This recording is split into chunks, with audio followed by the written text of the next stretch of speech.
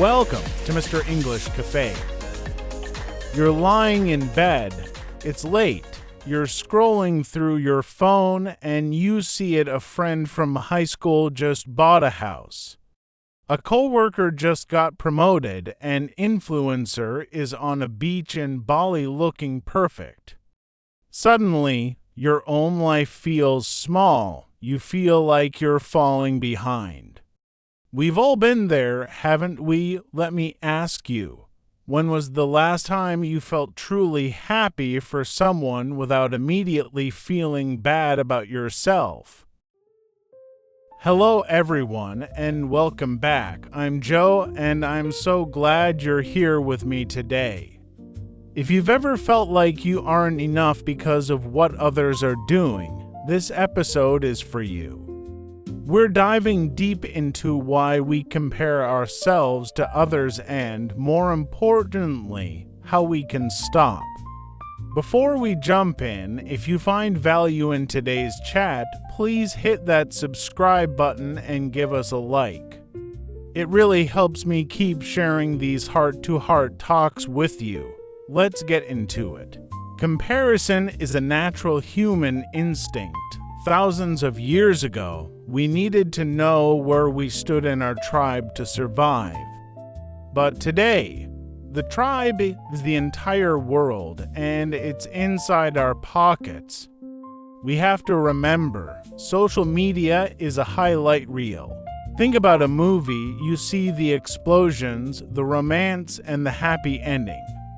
You don't see the 500 takes where the actor forgot his lines or the hours spent in the makeup chair. When you scroll through Instagram, you are seeing the final cut of someone's life. You are comparing your behind the scenes, your messy kitchen, your morning breath, your insecurities to their polished, filtered masterpiece. It's not a fair fight. Psychologists call this upward comparison. This is when we look at people we think are better than us. It usually makes us feel inferior. I have a friend, Sarah. She's a talented painter, but for a year, she didn't pick up a brush. Why? Because she spent all day looking at master artists on Pinterest. She told me, "Joe, I'll never be that good, so why try?" I told her what I'll tell you. Never compare your chapter 1 to someone else's chapter 20. That master artist spent 20 years failing before they became perfect. If you are just starting, give yourself the grace to be a beginner. Your journey is a straight line between you yesterday and you today. That's the only distance that matters. There are 2 quotes I keep written on my desk. They help me when I feel that comparison sting. 1. Comparison is the thief of joy. Theodore Roosevelt. This quote is often attributed to Theodore Roosevelt, the 26th President of the United States. He was a man of immense action, a soldier, an explorer, and a leader. But even a man as powerful as Roosevelt understood a deep human truth. You can have all the success in the world, but if you spend your time looking at what others have, you will feel poor. Think about that word thief. A thief doesn't ask permission, they just take. When you compare yourself, you could be having a perfectly good day, but the moment you look at someone else's success, your joy is stolen. You didn't lose anything physical, but you lost your peace. Roosevelt believed in the strenuous life, focusing on your own hard work rather than the idle judging of others. 2. The only person you should try to be better than is the person you were yesterday. Anonymous. This is about shifting your focus. Instead of looking sideways at your neighbors, look back at your past self. Did you learn one new word today? Did you handle a difficult situation a little better than last month? That is a victory. So, how do we actually stop this habit?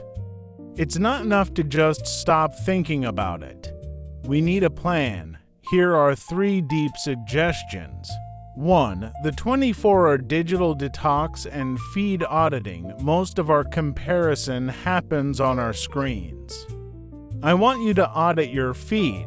If a certain person's profile makes you feel less than, mute them. This isn't about being mean, it's about boundaries. When you remove the constant noise of other people's wins, you create a quiet space where you can finally hear your own voice and appreciate your own progress. 2. Practice gratitude spotting with specificity. We often say I'm grateful for my health, but that's too broad. Go deeper. Every morning, write down 3 specific things you have that you once prayed for. Maybe it's the quiet apartment you worked hard to rent, or the coffee machine that makes your mornings better. When you zoom in on the small details of your own life, you realize how rich you actually are, regardless of what anyone else owns. 3. Active celebration, the bridge method. This is the hardest one. When you see someone succeed, instead of letting a wall of jealousy rise up, build a bridge. Congratulate them. Say, I'm happy for them, and their success shows me what is humanly possible. When you celebrate others, you train your brain to see success as a plentiful resource, not a limited one. If they can do it, you can too. To wrap things up, remember that you are a unique addition. There is no one else with your exact mix of heartaches, talents, and dreams. Comparison is just a distraction from the beautiful life you are meant to build. The crucial reminder: you aren't running a race against anyone else. The track is yours, the pace is yours, and the finish line is whenever you decide you've done your best. Thank you so much for spending this time with me. We talked about the wisdom of Roosevelt, the thief of joy, and how to audit your digital life. Before you go, I want you to think about this. If you stopped worrying about what everyone else was doing, what is the first thing you would do for yourself today? Let me know in the comments. And if this helped you, please subscribe, like, and share this episode with a friend who might be struggling. You're doing great, my friend. See you in the next one. Thanks for joining us. In this podcast, you've learned the following. Let's read aloud. Comparison is the thief of joy. Comparison is the thief of joy. The only person you should try to be better than is the person you were yesterday. The only person you should try to be better than is the person you were yesterday. Scroll. I often scroll through my social media feed for 10 minutes before getting out of bed. Please scroll up to the top of the web page to see the latest breaking news. He spent the entire evening scrolling through online clothing stores looking for a jacket. Instinct. When the fire alarm suddenly went off, everyone ran out of the building by instinct. Mother birds have a powerful instinct to protect their young from dangerous predators. If you feel like something is wrong with the contract, you should trust your instinct. Tribe. The scientists spent 2 years living with an ancient tribe in the Amazon rainforest. 1. Social media allows people to easily find their tribe and connect with like-minded friends. Our marketing campaign is specifically designed to attract the young, tech-savvy tribe. Polished. She delivered a highly polished presentation that impressed the entire board of directors. After months of intense training, the young dancer gave a beautiful and polished performance. His manners were so polished and polite that everyone at the dinner party liked him. Attribute 2. The successful businessman attributed his incredible achievements to hard work and luck. Doctors attribute her rapid recovery to her positive attitude and regular exercise. The sudden decline in company sales was attributed to the global economic crisis. Immense, the new energy project has the potential to bring immense benefits to the local community. She was under immense pressure to pass the final exam and graduate on time. The actors spent an immense amount of time and energy rehearsing for the new Broadway show. Strenuous, the doctor advised the patient to avoid strenuous exercise for at least 2 weeks after surgery. Climbing up the steep mountain during a heavy snowstorm was a strenuous journey.